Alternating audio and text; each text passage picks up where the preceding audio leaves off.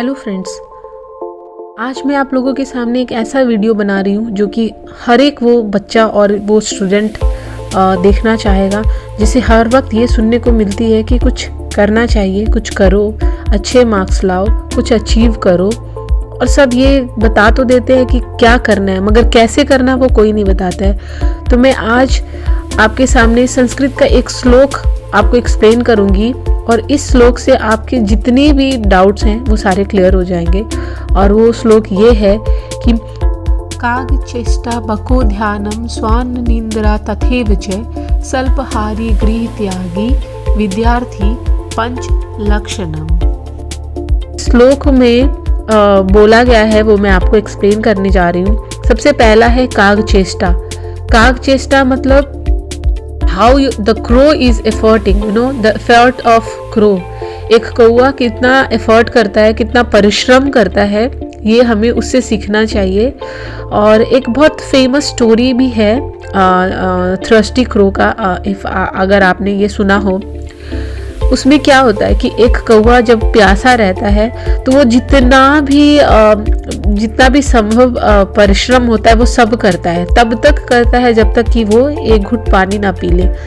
वो हर जगह उस मटके की तलाश में रहता है, पानी की तलाश में रहता है। उसे एक मटका भी मिलता है जिसमें कि पानी बिल्कुल ना के बराबर थी और उसमें वो कंकड़ डालते डालते डालते पानी पीता है। तो इससे हमें क्या सीखने मिलती है कि कितना एफर्ट एक कौवा अपने जीवन में डालता है, चाहे वो पानी हो या सर्वाइवल हो या किसी भी चीज़ की हो। तो वैसे ही एक स्टूडेंट को अपने लाइफ में जो है परिश्रम करना चाहिए। दूसरा है बको ध्यानम।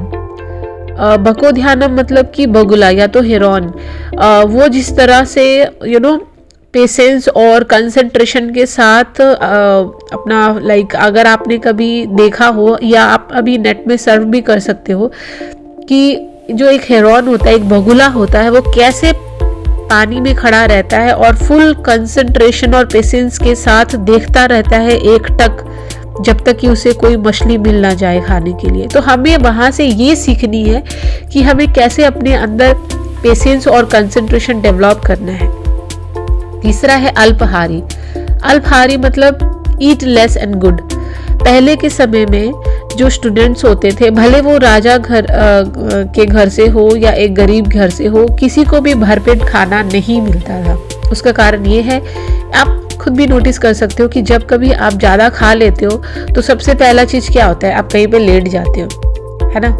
इसीलिए खाना उतना ही खाना चाहिए जितना आपको ज़रूरत है, जितना आपकी बॉडी की रिक्वायरमेंट है, ताकि जो एनर्जी है वो सिर्फ डाइजेस्ट करने में ही ना लगे, है ना। हम ज़्यादा जब खा लेते हैं तो हम कुछ भी नहीं कर पाते, उसके बाद हम बैठ के पहले तो आराम कर लेते हैं। इसीलिए हमेशा अच्छा खाएं और कम खाएं, जितना आपके बॉडी को ज़रूरत है बस उतना ही खाएं।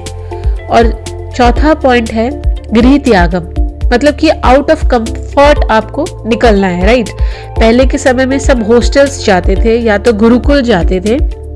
गुरुकुल में चाहे वो एक राजा का बेटा हो या एक रंक का बच्चा हो, सब कोई इक्वली काम करते थे, कंट्रीब्यूट करते थे और उस दिन का जो उनका खाना है उसे अर्न करते थे, राइट। तो वो अपने कंफर्ट से बाहर निकले, किस लिए? क्योंकि उन्हें पढ़ाई करनी थी, उन्हें कुछ सीखना था। वैसे ही आपको भी, हमें भी कंफर्ट से बाहर निकलना है। बहुत बार हम देखते हैं कि बच्चे एकदम बेड पे ही सो के पढ़ रहे होते हैं। नहीं, आप हॉस्टल, मैं नहीं कह रही कि हर बच्चे को घर से बाहर निकल के हॉस्टल जाना चाहिए, नहीं।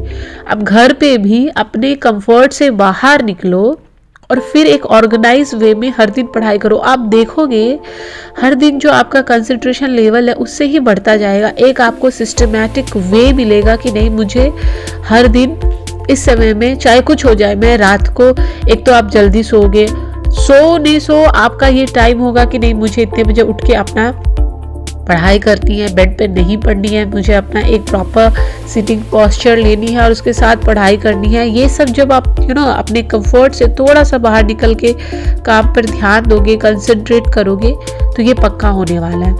और पांचवा और आखिरी है स्वान निद्रा। स्वान मतलब कि कुत्ता। जैसे एक कुत्ता सोता तो वो है, लेकिन हर वक्त वो बहुत ज़्यादा अलर्ट रहता है कि उसके आसपास क्या हो रहा है, अगर आप घर पे भी किसी पेट को रखे हो जो कि एक डॉग है, तो आपने देखा होगा कि वो सो रहा है लेकिन स्टिल वो इतना अलर्ट रहता है कि घर में कोई आया गया, कुछ नॉक हुआ, कुछ हुआ, so he will be the first to react, right. तो हमें भी वैसा ही, ऐसे नहीं कि आप कहीं भी कैसे भी ऐसे सो गए हो, आप एकदम भी अलर्ट नहीं हो, आपके सराउंडिंग में क्या हो रहा है, नहीं हो रहा है, आप कितनी सेफ हो, घर के अंदर हो, घर के बाहर हो, पब्लिक ट्रांसपोर्ट में हो, कहीं भी हो, you need to be very alert for yourself, कि आप वहाँ पे सेफ हो कि नहीं, आपके आसपास सब कुछ ठीक से है कि नहीं, और अगर नहीं है तो you should be very alert to react first. आप इतना लेट ना करें किसी भी चीज़ को रियलाइज करने के लिए कि वो काफ़ी लेट हो जाए। तो ये जब 5 गुण एक स्टूडेंट अपने अंदर लाएगा, डेफिनेटली ही और she will succeed in life. ये हमारे वेदास में बताया गया है और ये एकदम प्रूवन है। I will just request you guys to practise this and definitely you will earn whatever your desire is. So I'll just brief out the 5 important points which we have learned from this. The first is effort, how the crow is efforting. Second is patience and concentration, as this heron is doing. The third is eat less and eat good. And the fourth is come out of your comfort, like you are just living your life in hostel or somewhere where you are not in your comfort. You are doing everything to learn and to survive. And the fifth thing is alertness. Okay, so ये 5 चीज आपको आपके life में practice करनी है। Trust me, you will succeed in your life.